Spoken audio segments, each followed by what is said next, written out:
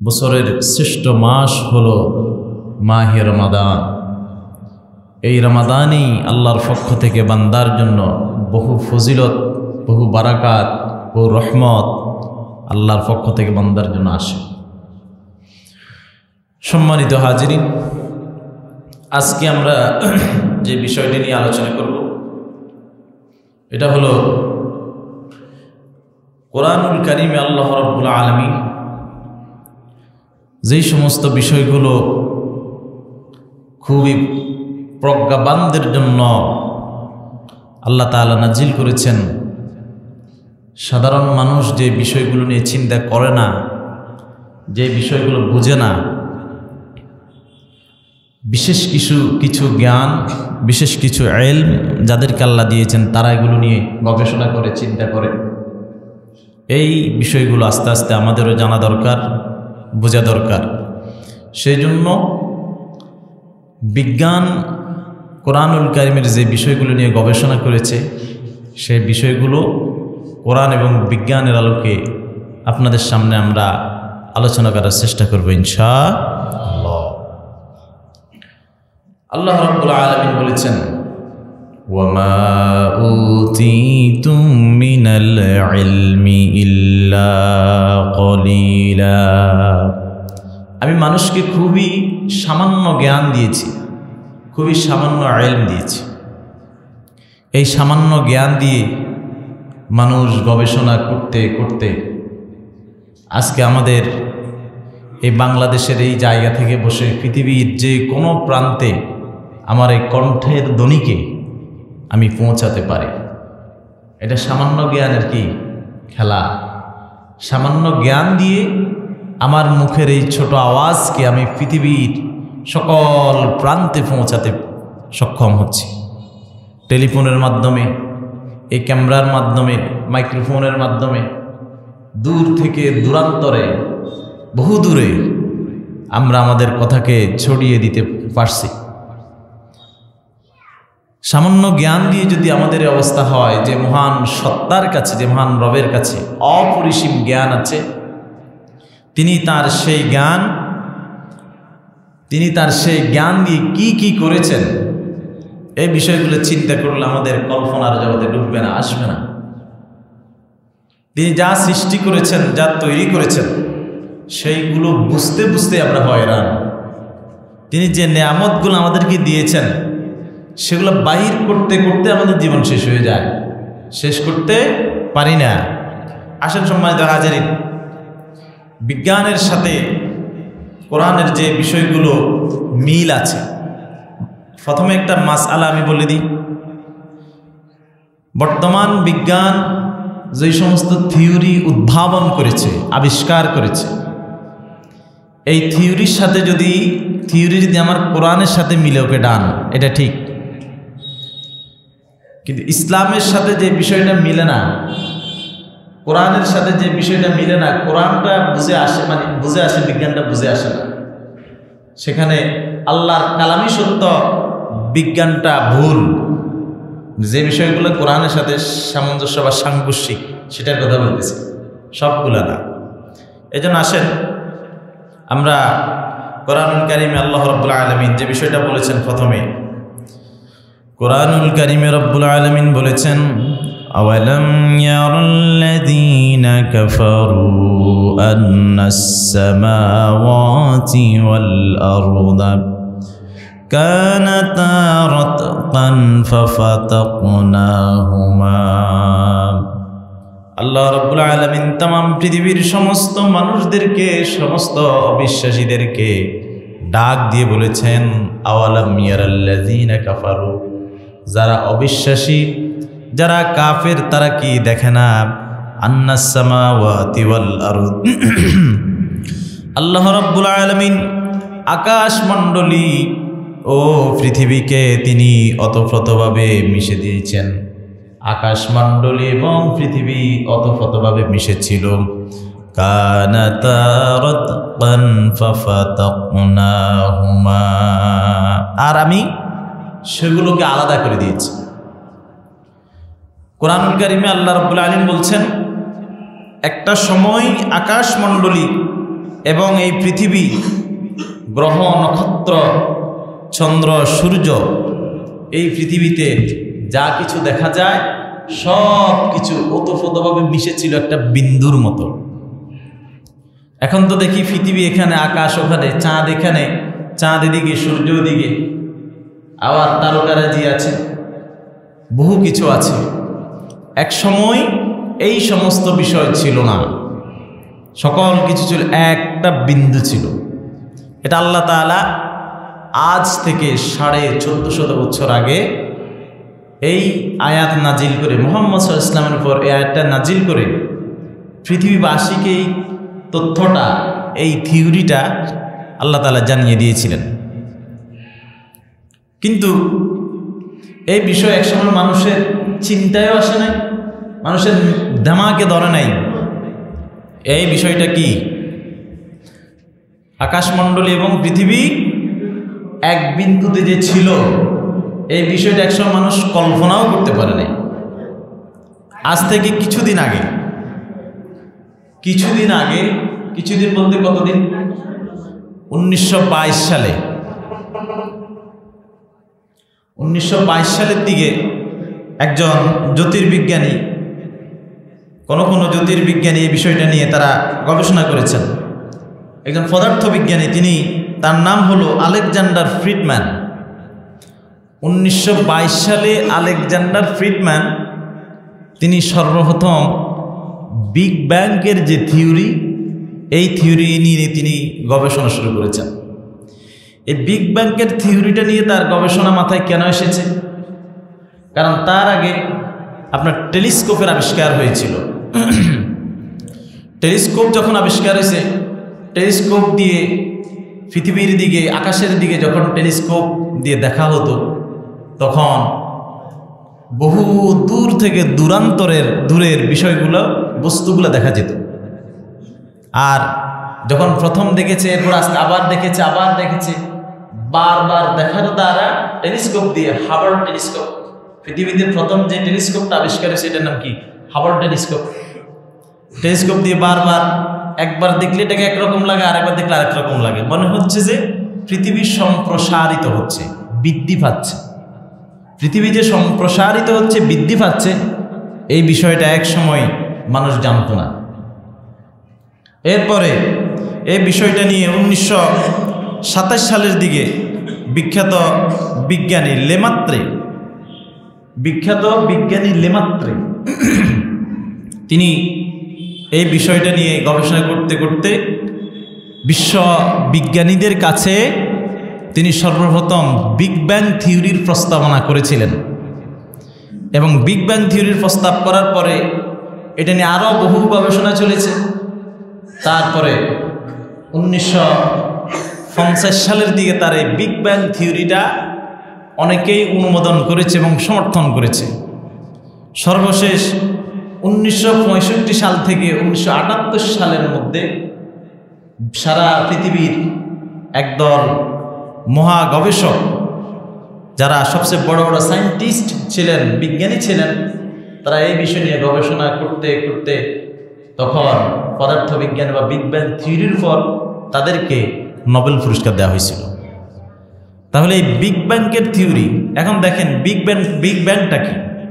Big bang হলো, big ব্যাংয়ের থিওরির মূল কথা হলো, তাদের মূল ধারণা হলো এই পৃথিবী, মহাজগৎ, আকাশ, পৃথিবী, গ্রহ, নক্ষত্র, সূর্য, চন্দ্র, আমরা আমাদের চোখে যা যা দেখি, এগুলো এক সময় এর কিছুই ছিল না।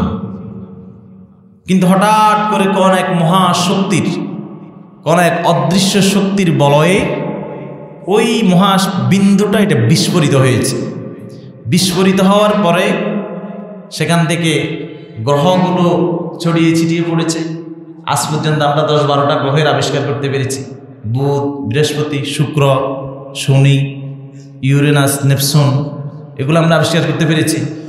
এই গ্রহগুলোর পরে চন্দ্র, সূর্য, তারপরে যে মহাকাশ, বায়ুমণ্ডল, পৃথিবী, এই বিষয়গুলোর আবিষ্কার হয়েছে।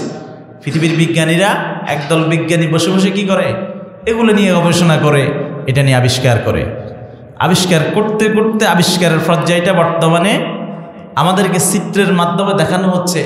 এভাবে দেখবেন যারা বিজ্ঞান পড়ে আমাদের পাঠ্যপুস্তকে, আপনার ক্লাস 7-8-এর পাঠ্যপুস্তকে বিজ্ঞানের একটা অধ্যায় আছে, সেখানে গোল করে করে ধরেন পৃথিবীর জন্য একটা গোলক, শনির জন্য আর একটা গোলক, ইউরেনাসের জন্য আর একটা গোলক, তারপর নেপচুনের জন্য আর একটা গোলক, বুধের জন্য আর একটা গোলক, এভাবে গোলক করে করে এগুলাকে সাজিয়ে রাখিছে। মানে এগুলা এভাবে করে ঘুরে, প্রত্যেকটা গ্রহ তাদের নিজস্ব কক্ষপথে কি এভাবে করে ঘুরে।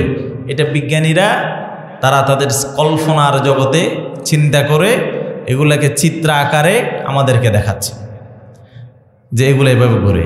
আর এটার এক পাশে চাঁদ আছে, এক পাশে সূর্য আছে, সূর্যকেন্দ্রিক সকলগুলো গ্রহ অতপ্রতভাবে ছড়িয়ে ছিটিয়ে আছে। তো এই গবেষণাটার চূড়ান্ত পর্যায়ে এসেছে 1978 সালে। কারণ 1978 সালে এই গবেষণার উপর ভিত্তি করে তাদেরকে কি দেওয়া হয়েছে? নোবেল পুরস্কার। নোবেল পুরস্কার হচ্ছে সারা পৃথিবীর সবচেয়ে বড় পুরস্কার। এটা প্রাইজ মানি প্রায় 400 কোটি টাকার উপরে।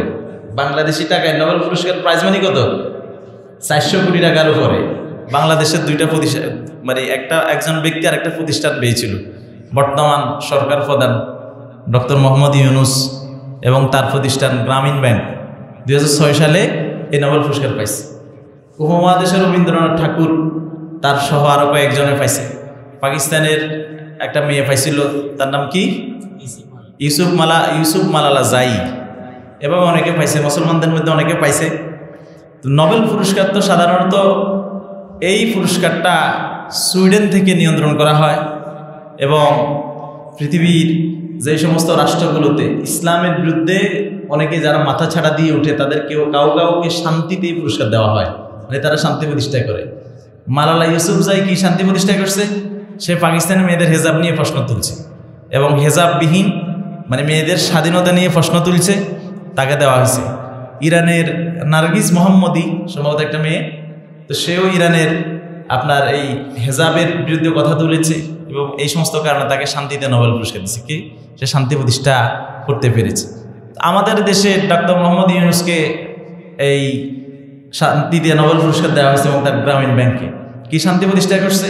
গ্রামে গ্রামে গ্রামে গঞ্জে সব জায়গায় গ্রামীণ ব্যাংকের মাধ্যমে সুদের নিবিড় চাষাবাদ করেছে, মানুষের ঘরে ঘরে সুদ পৌঁছিয়েছে, মানুষকে ঋণ দিয়েছে সুদের উপরে। কথা বুঝতে পেরেছেন? এটা নিয়ে আপনারা আরও বেশি বিস্তারিত জানতে পারবেন, একটু দেখিয়েন, খবর টবর পত্রিকা দেখিয়েন, বুঝতে পারবেন। এভাবে এরপরে উপমহাদেশের রবীন্দ্রনাথকে এই নোবেল পুরস্কার দেওয়া হয়েছিল। কেন দেওয়া হয়েছিল? তিনি গীতাঞ্জলি নামক একটা কাব্যগ্রন্থ রচনা করেছে। আর এই রবীন্দ্রনাথ সম্পর্কে, রবীন্দ্রনাথ ছিল ইংরেজদের 5 একটা গোলাম, দালাল ছিল, ইংরেজদের 5 দালাল ছিল। সে ওদের 5 বিভিন্ন ধরনের কবিতা তাদেরকে খুশি করার জন্য যা যা করে এগুলো করত। সুতরাং ভাইয়েরা, নোবেল পুরস্কার পাইলে যে তিনি পৃথিবীর শ্রেষ্ঠ হয়ে গেছেন বিষয়টা এমন নয়। আবার তাদের কিছু কাজ আছে, যেমন পদার্থ, রসায়ন, জীব, এরপর চিকিৎসা, সাহিত্য, এই সমস্ত বিষয়েও তারা নোবেল পুরস্কার দেয়। সেগুলো তারা তাদের ব্যক্তিদেরকে দেয়, কিন্তু মুসলমানদেরকে যাদেরকে পর্যন্ত দিয়েছে, ইয়াসির আরাফাতকে দিয়েছিল। ইয়াসির আরাফাত শান্তি প্রতিষ্ঠা করার জন্য ইসরায়েলের সাথে নেগোসিয়েশন করছে। আপনারা তো জানেন ঘটনা, তখন আমরা ছোট ছিলাম, কিন্তু এখন এগুলা জানতে পেরেছি। এখন দেখেন 1978 সালে যাদেরকে নোবেল পুরস্কার দিয়েছিলেন এই বিষয়ে, তারা বিগ ব্যাংকের এই থিওরিটা এস্টাবলিশ করেছে, প্রতিষ্ঠিত করেছে। এই জন্য তাদেরকে 1978 সালে নোবেল পুরস্কার দিয়েছে, মানে এটা চূড়ান্ত রূপ তারা দিয়েছে। এখন দেখেন, বিজ্ঞানের কোনো থিওরি এটা সর্বশেষ এবং চূড়ান্ত থিওরি নয়। কারণ আজকে আপনি যে থিওরিটা দিয়েছেন, আগামী 50 বছর পরে, 10 বছর পরে, 20 বছর পরে আরেকজন এসে আপনার এই থিওরিটাকে পাল্টিয়ে আরেকটা থিওরি তারা দিয়ে দেয়, তখন আপনারটা বাদ পড়ে যায়, ওটাকে সকলে গ্রহণ করে। আপনার সময় আপনি যে থিওরি দিয়েছেন এই থিওরিটা সবাই গ্রহণ করেছে, কিন্তু 5 বছর পরে যদি কেউ এসে বলে এটা ভুল ছিল, মিথ্যা ছিল, তখন সবাই ওইটাকে সমর্থন করে, আপনারটা বাদ। এই জন্য বিজ্ঞানের কোনো থিওরি কি নয়, চূড়ান্ত এবং শেষ থিওরি নয়। আর একটা কথা বাংলাদেশে প্রচলিত আছে, রাজনীতির শেষ বলতে কি নাই, কিছু নাই। রাজনীতির যে কোনো সময় এটা উলটপালট হয়ে যায়। এটা বিজ্ঞানের অনেকটা এরকম আর কি, এটা চূড়ান্ত কোনো থিওরি নেই। বিগ ব্যাং সম্পর্কে তারা এই থিওরি দিয়েছে। তাহলে বলতেছিলাম বিগ ব্যাংটা কি? যে এই পৃথিবীর আকাশ, পৃথিবী, নক্ষত্র, তারকারাজি, গ্রহ, চন্দ্র, সূর্য, যা যা আমরা দেখি, এ সকল কিছু একটা সময় একটা বিন্দু ছিল। এই বিন্দুটা মহা কোনো শক্তির বলয়ের কারণে বিস্ফোরণ হয়েছে, আর এই বিস্ফোরণের ফলে সৃষ্টি হয়েছে পৃথিবী, সৃষ্টি হয়েছে গ্রহগুলো, সৃষ্টি হয়েছে সূর্য, সৃষ্টি হয়েছে চন্দ্র, আমরা যে আকাশ দেখি আকাশ। এই থিওরিটার নাম কি? Big bang theory. এখন দেখেন এই বিগ ব্যাং থিওরির সর্বশেষ চূড়ান্ত পদ যে স্বীকৃতি, সেটি হচ্ছে 1978। তাহলে আজ থেকে কত বছর আগে? 1978 আজ থেকে কত বছর? 47 বছর, তাই না? 1907 মানে আজ থেকে 47 বছর। আর যদি আপনি 1922 সালেরটা হিসাব করেন, যখন থেকে শুরু করছে তারা চিন্তা, তখন থেকে যদি শুরু করেন, তাহলে 103 বছর। তা 103 বছর আগে বিজ্ঞান যে কথা বলছে, সেই কথাটা আপনার আমার মহান রব, বিশ্বজাহানের মহান স্রষ্টা, আখিরি জামানার নবী, বিশ্বনবী মুহাম্মদুর রাসূলুল্লাহ সাল্লাল্লাহু আলাইহি সাল্লামের উপর আজ থেকে 1450 বছর আগে কোরআনুল কারিমে নাজিল করেছেন। আল্লাহ রাব্বুল আলামিন বলেছেন, আওয়ালাম ইয়ারাল্লাযীনা কাফারু আন্নাস সামাওয়াতি ওয়াল আরদা কানাতা রাতকান ফাফাতাকনাহুমা। তাম পৃথিবীর সমস্ত অবিশ্বাসীরা, যারা এই পৃথিবীর স্রষ্টাকে, এই পৃথিবীর সৃষ্টিকে, বিশ্ব জগৎ যিনি সৃষ্টি করেছেন তাকে যারা বিশ্বাস করে না, তার কথাগুলো যারা মানে না, আল্লাহ যে আমাদের রব, তিনি এই পৃথিবীর সমস্ত মানুষকে সৃষ্টি করেছেন, তার সৃষ্টি সকল কিছু আমাদের একজন মনিব আছে, মুহাম্মদ সাল্লাল্লাহু আলাইহি ওয়াসাল্লাম, তার রাসূল। এই কথাকে যারা বিশ্বাস করে না, তারা কি দেখে না একটা সময় এই পৃথিবী, আকাশ, জমিন সব কিছু ছিল একটা বিন্দুতে, আর সেই বিন্দু বিস্ফোরণের মাধ্যমে আল্লাহ তাআলা আকাশ পৃথিবীকে পৃথক করেছেন। আপনার বিজ্ঞান কোন দিনকার? 103 বছর আগের। আল্লাহ বলেছেন সেটা কত বছর আগে? 1400 বছর আগে আল্লাহ তাআলা এটা বলে রেখেছেন। তাহলে আপনি বিজ্ঞান বর্তমান যে আবিষ্কারগুলো করতেছে, এই আবিষ্কারগুলো সম্পর্কে তো আমাদের কোনো কোরআনুল কারিমের নিষেধ নাই। বিজ্ঞান আমাদের সামনে মোবাইল আবিষ্কার করেছে, আমাদের সামনে মাইক আবিষ্কার করেছে, লাইট আবিষ্কার করেছে, ফ্যান আবিষ্কার করেছে। এগুলো যে আবিষ্কার করেছে, এই বিষয়গুলো নিয়ে তো কোরআনের কোনো নিষেধাজ্ঞা নেই, নাকি? কোরআনের নিষেধাজ্ঞা আছে? নাই। কিন্তু কোরআনে আল্লাহ রাব্বুল আলামিন বিজ্ঞানের যে থিওরিগুলো সেট করেছেন, অবিশ্বাসীদের এই কথাগুলো মানতে সমস্যা কোন জায়গায়, এটা আমাদের বুঝে আসে। আল্লাহ তাআলা সকলকে হেদায়েত দান করুক, সকলে বলি আমিন। দেখেন, এই যে পৃথিবীতে আমরা বিচরণ করি, এটা 2 নম্বর থিওরি আমি আপনাদের সামনে পেশ করতেছি। পৃথিবীতে যে আমরা বিচরণ করি, আপনি এখান থেকে হেঁটে হেঁটে কালীতারা গেলেন, কালীতারা থেকে চিএনজি অটোরিকশাতে করে সোনাপুর গেলেন, সেখান থেকে মাইজদি গেলেন, ওইখান থেকে চৌমনি গেলেন বা কুমিল্লা গেলেন, সেখান থেকে ঢাকা গেলেন, ঢাকা থেকে আপনি এয়ারপোর্টে ঢুকলেন, সেখান থেকে বিমানে উঠে বিশ্বের যে কোনো প্রান্তে গেলেন। এই যে আমরা যে উঠতেছি বা বিচরণ করতেছি, হাঁটতেছি, গাড়িতে চলতেছি, আমাদের কাছে কোনো জায়গাকে কি কুছ মনে হয়েছে? মানে মনে হয়েছে যে আমরা উপরের দিকে উঠতেছি, আপনি নিচের দিকে নামতেছি, এবার মনে হচ্ছে? যদি পাহাড়ে যাই সেটা হচ্ছে ভিন্ন হিসাব। মানে পাহাড়ে আপনি কখনো উঁচু উঠবেন, আবার কখনো নিচে নামবেন, উঁচু নিচু উঁচু নিচু, কেমন? কিন্তু পৃথিবীর যে আমরা ভূমিতে চলি, আমাদের যে রাস্তা, আমাদের যে বাড়িঘর, জায়গা, জমিন, এগুলোতে যখন হাঁটি, তখন এই যে হাঁটি এই ভূমিটা আমাদের কাছে কখনো উঁচু নিচু মনে হয় না। আমাদের কাছে মনে হয় যে এটা কি সমান্তরাল। এটা কি? এটা সমান্তরাল। আমরা এটাকে সমান মনে করি। তো এই বিষয়টাকে আমরা সমান মনে করি, কিন্তু পূর্বকার মানুষেরও এই ধারণাই ছিল, এবং পূর্ববর্তী যে সমস্ত বিজ্ঞানীরা, ওই বিজ্ঞানীগণও তারা এই বিষয় নিয়ে কখনো চিন্তা করে নাই এই পৃথিবী যে সমান্তরাল, মানে এটা যে একটু উঁচু নিচু আছে বা গোলাকৃতির, ডিম্বাকৃতির, এটা কখনো অতীতের বিজ্ঞানীরাও চিন্তা করে নাই। কিন্তু একটা সময় 1577 সালে স্যার ফ্রান্সিস ড্রেক নামে একজন বিজ্ঞানী, 1577 সালে তিনি সারা পৃথিবীর চতুর্দিকে তিনি ভ্রমণ করেছেন জাহাজে করে। পৃথিবীর চারপাশে যে সমুদ্রগুলো, এই সমুদ্রগুলোতে তার ক্যাপাসিটি যতটুকু ছিল ততটুকু দিয়ে তিনি ভ্রমণ করেছেন। ভ্রমণ করার পরে তিনি এসে তখন বিশ্ববাসীর কাছে থিওরি প্রকাশ করলেন। তিনি প্রমাণ করলেন যে আমরা যে পৃথিবীতে বসবাস করি এই পৃথিবীতে হচ্ছে ডিম্বাকৃতির। কি আকৃতির? ডিম্বাকৃতির। এখন দেখেন তিনি এটা কত সালে বলছেন? 1577। কত সালে? 1577। 1577 সালে উপমহাদেশের সম্রাট, এটা মুঘল সাম্রাজ্যের অধীনে ছিল তখন। মুঘল সাম্রাজ্য চলতেছে। কেন মুঘল সাম্রাজ্য চলতেছে? তখন সম্রাট আকবর সম্ভবত তখন শাসক ছিল। তো এখন দেখেন 1577 সালে আজ থেকে কত বছর? প্রায় 550 বছর ধরেন।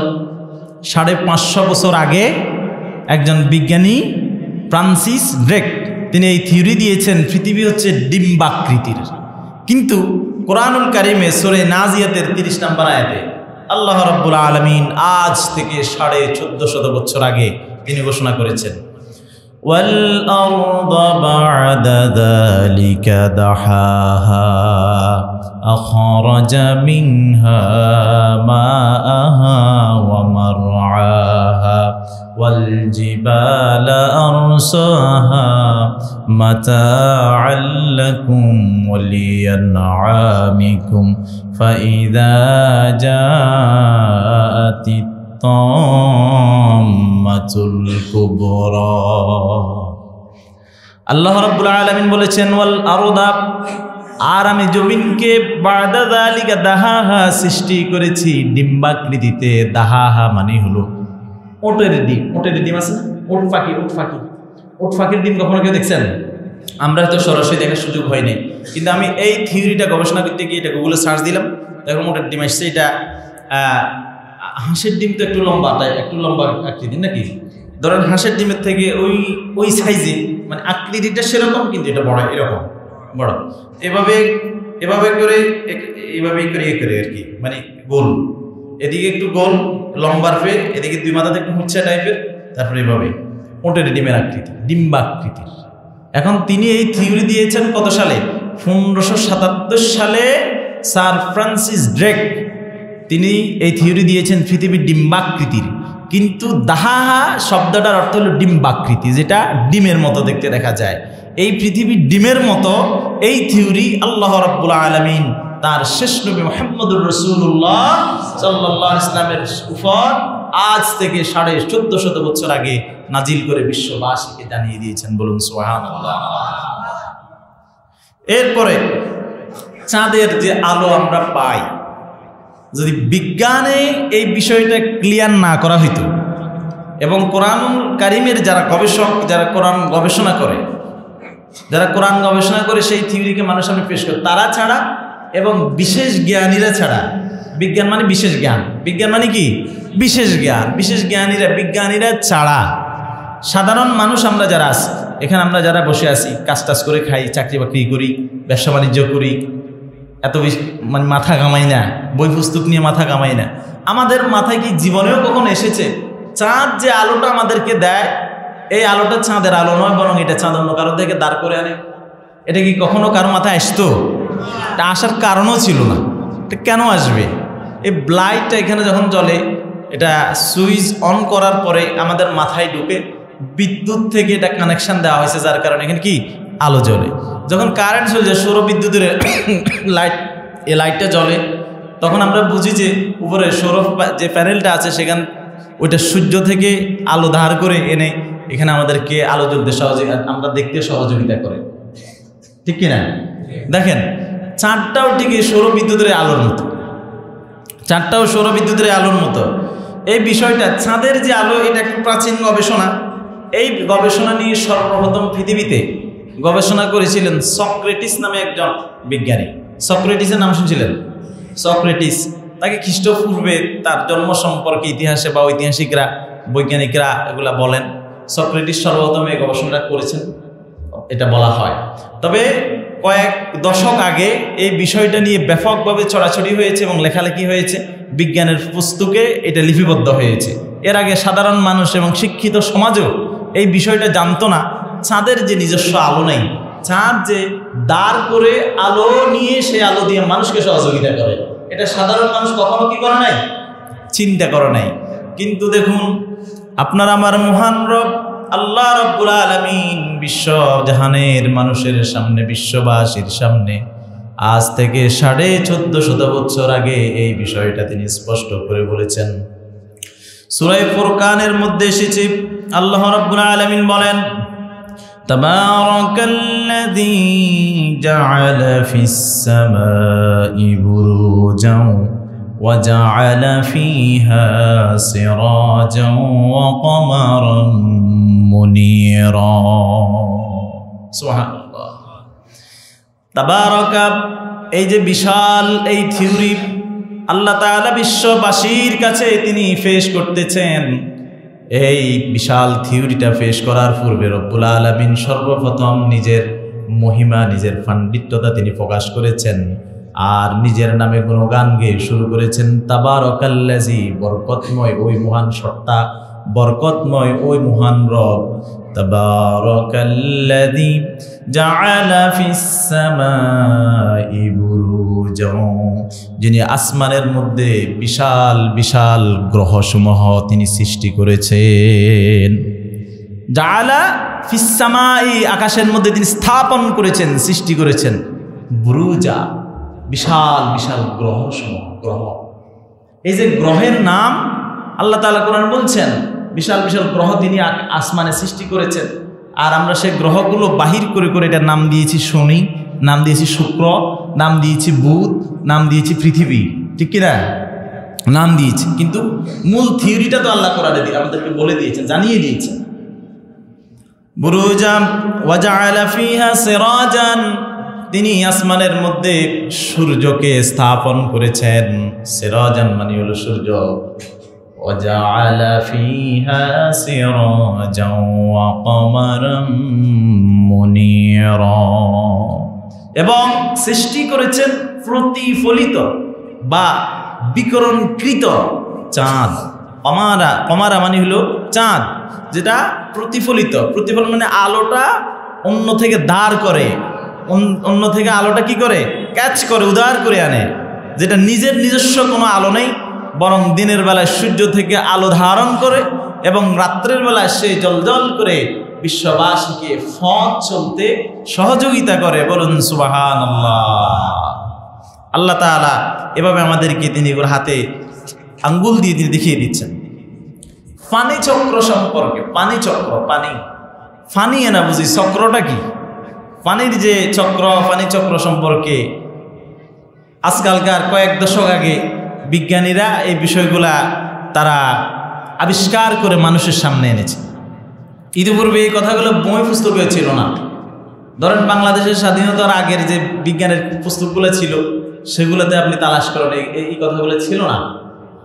এটা আস্তে আস্তে যখন আপডেট হচ্ছে তখন আমরা পাচ্ছি, অতীতে এই বিষয়গুলো ছিল না। দেখেন 1580 সালের দিকে স্যার বার্নার্ড প্যালিসি নামে একজন বিজ্ঞানী, স্যার বার্নার্ড প্যালিসি নামে একজন বিজ্ঞানী, তিনি সর্বপ্রথম পানি চক্রের এই বিষয়টা নিয়ে চিন্তা শুরু করেন, গবেষণা করেন এবং এই তথ্যটা তিনি আবিষ্কার করেন। তিনি কি তথ্য আবিষ্কার করেছেন?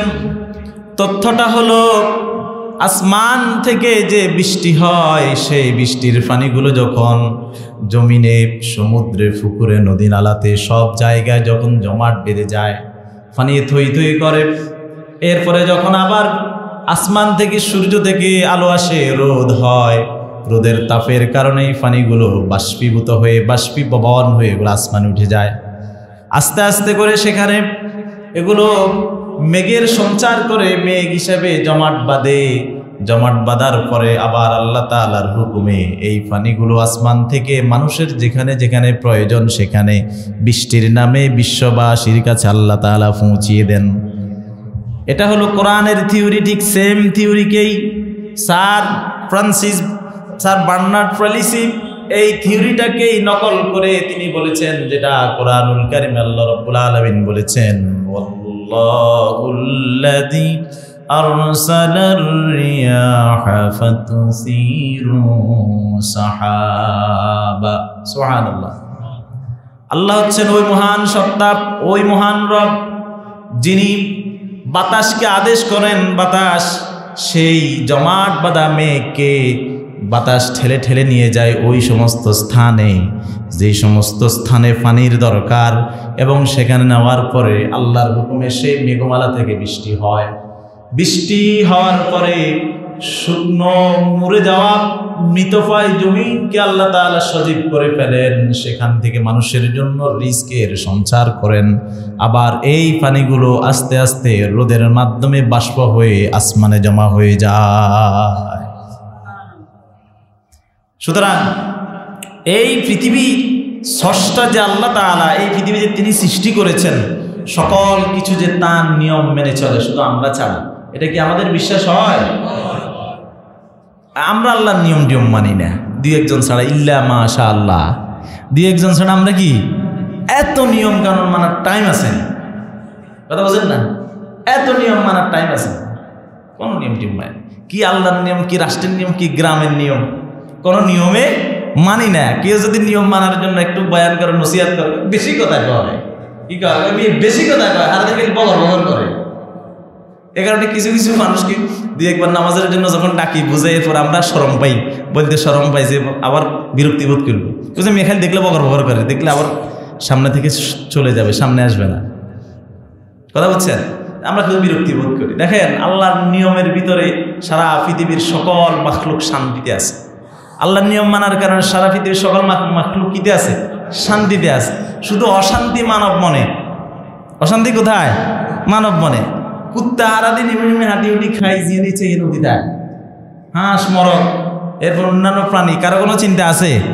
যত সব চিন্তা সব আমাদের। আর এত চিন্তার কারণ হলে আমরা আল্লাহর হুকুম মানি না। যদি আল্লাহর হুকুম মানি, পৃথিবী যেরকম আল্লাহর নিয়মে চলতেছে, ঘুরতেছে, চলতেছে, এটার কোনো সমস্যা নাই, আমাদেরও কি হইতো না, কোনো সমস্যা হইতো না। আরও দু একটা থিওরি আছে, যদি আজকে সময় দেখতে বলতে ইনশাআল্লাহ সামনে বলবো। আজকে গুরুত্বপূর্ণ আর দুইটা কথা আছে, সেটা বলতে হবে। এক নম্বর কথা হলো, এই মাসটা হচ্ছে শাবান মাস। কি মাস? শাবান মাস। আপনারা প্রথমে ছিলেন, এই জন্য কথাটা বলিনি। শাবান মাসে রাসূল করিম সাল্লাল্লাহু আলাইহি সাল্লামের গুরুত্বপূর্ণ আমল ছিল, তিনি বেশি বেশি রোজা রাখতেন। শাবান মাসে আল্লাহ রাসূল কি করতেন? বেশি বেশি রোজা রাখতেন, বেশি নফল ইবাদত করতেন, নফল নামাজ পড়তেন। তো এই জন্য আমরা চেষ্টা করব, যতটুকু পারি একটু রোজা রাখার চেষ্টা করব, একটু অন্যান্য মাস থেকে এই মাসে কিছু আমল অতিরিক্ত করার চেষ্টা করব, কিছু দান খয়রাত করার চেষ্টা করব। আর শাবান মাসে আল্লাহ রাসূল কেন বেশি রোজা রাখতেন? কারণ আরেক হাদিসে এসেছে, রাসূল বলেছেন যে শাবান মাসে বান্দার আমলকে চূড়ান্তভাবে আল্লাহর কাছে পেশ করা হয়। আর আল্লাহ রাসূল এই জন্য রোজা রাখতেন, যেন আমার আমলগুলো আল্লাহর কাছে আমার রোজা অবস্থায় পেশ করা হয়। বলেন সুবহানাল্লাহ। এই জন্য আমরা চেষ্টা করব যে শাবান মাসে একটু অতিরিক্ত রোজা রাখার জন্য, অতিরিক্ত নামাজ পড়ার জন্য, অতিরিক্ত দান খয়রাত করার জন্য। তবে এগুলো কাউকে দেখানোর জন্য নয়। কথা বুঝতে পেরেছেন? এগুলো কি কাউকে দেখানোর জন্য না, বরং শুধু আল্লাহর সন্তুষ্টির জন্য। আর একটা বিষয়, আজকে ইংরেজিতে কয় তারিখ? 7 তারিখ। আগামী শুক্রবারে কয় তারিখ? 14 তারিখ। আগামী শুক্রবারে 14 তারিখ, আরবি মাসের নিসফে মিন শাবান, মানে দিনের বেলা 14, রাত্রের বেলা 15, শাবান মাসে নিসফে শাবান, মানে শবে বরাত যেটা আমরা পালন করি। শবে বরাত যেটা পালন করি আগামী শুক্রবার। তো এই জন্য শবে বরাত সম্পর্কে আলাদা কোনো কর্মসূচি শরীয়তে নাই। শবে বরাতের আলাদা কোনো কর্মসূচি কোথায় নাই? শরীয়তে নাই। কিন্তু গ্রামে প্রচলিত যেটা আছে, আমি যদি করি এটা পালন টালন হইতো নয়, এখানে কোনো অনুষ্ঠান হইতো না, তখন আমার বিরুদ্ধে মাঠে আপনারা জমার পর যে মিছিল শুরু করে দিবেন, আবার কি নিয়ম নতুন আইছে। তা আপনারা যেটা আছে এটা করেন, আমার কোনো সমস্যা নাই। তবে এবছর একটু দেখেন, একটু ট্রাই করে দেখেন, জিলাপি ছাড়া ওয়াজ, জিলাপি ছাড়া মিলাদ, জিকির আজকার কয়জন আসে দেখা যাক না। কথা বুঝতে পেরেছেন? জিলাপি ছাড়া আমরা এবছর একটা আয়োজন করি দেখি, বা সিন্নি টিন্নি, কত বছর বিরিয়ানি টিরিয়ানি কি ফাঁকাইলেন না? 1000 মানুষের জন্য বিরিয়ানি ফাঁকাইলেন। এবছর কোনো বিরিয়ানি নাই, জিলাপি নাই, সিন্নি নাই, কিছু নাই।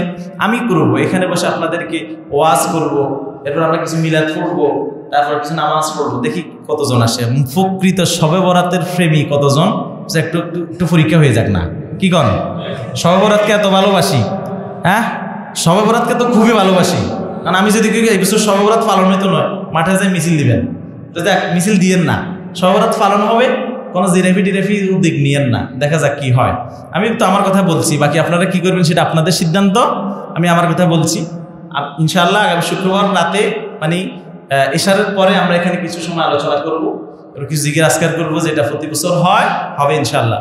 আর আরেকটা বিষয় আছে, আগামী শুক্রবার ইংরেজি 14 তারিখ, 14 তারিখে 14 ফেব্রুয়ারিতে একটা দিবস আছে, খ্রিস্টানদের কাফেরদের একটা দিবস আছে। এটা একজন তো বলে দিছে, এই জন্য প্রশ্ন করলেন না, হ্যাপি ভ্যালেন্টাইন ডে বলে আর কি, বিশ্ব বেহাইয়া দিবস। এটা কি দিবস? বিশ্ব বেহাইয়া দিবস। কারণ তাদের কোনো ভালোবাসা নাই, এটা বিশ্বের একদিন তারাই ভালোবাসাটা হয়তো দেখায়। তো আমাদের মুসলমানরা এটার অনুকরণ করতে গিয়ে অনেক দুর্ঘটনা ঘটাই এলাই, আমরা অনেক কি করি, দুর্ঘটনা ঘটাই এলাই। এই জন্য আমরা যারা এখানে বাবারা উপস্থিত আছি, সকল বাবারা আপনাদের ছেলেদেরকে মেয়েদেরকে এই বিষয়টা সম্পর্কে শরীয়তের যে জ্ঞান, এই জ্ঞানটা দিবেন। আর ওই দিন এবং রাতে যেন সে কোথাও বাহিরে না হয়, এই বিষয়টা খেয়াল রাখবেন। কেমন? ওই দিনে এবং রাতে আপনার মেয়ে বা ছেলে প্রাইভেটের নামে, কোচিংয়ের নামে, বন্ধুর সাথে দেখা করার নামে, আন্টিদের বাড়িতে যাওয়ার নামে যেন কোথাও কোথাও বাহির না হয়, এই বিষয়টা খেয়াল রাখিয়েন। বাহিরিতে দিয়েন না। যদি দেন, আপনার মেয়ে বা ছেলে যদি আপনার সাথে কৌশল করে সলসাতুরি করে বাড়ি থেকে বাহিরে কোথাও যায় রাত যাপন করে, বুঝবেন কোনো না কোনো সমস্যা আছে। আল্লাহ তাআলা আমাদের সকলকে বুঝার, মানার এবং আমল করার তৌফিক দান করুক। সকল বলি আমিন। ওয়া মা আলাইনা ইল্লাল বালাগ। যারা ক্বাবলাল জুম পড়েন, এসে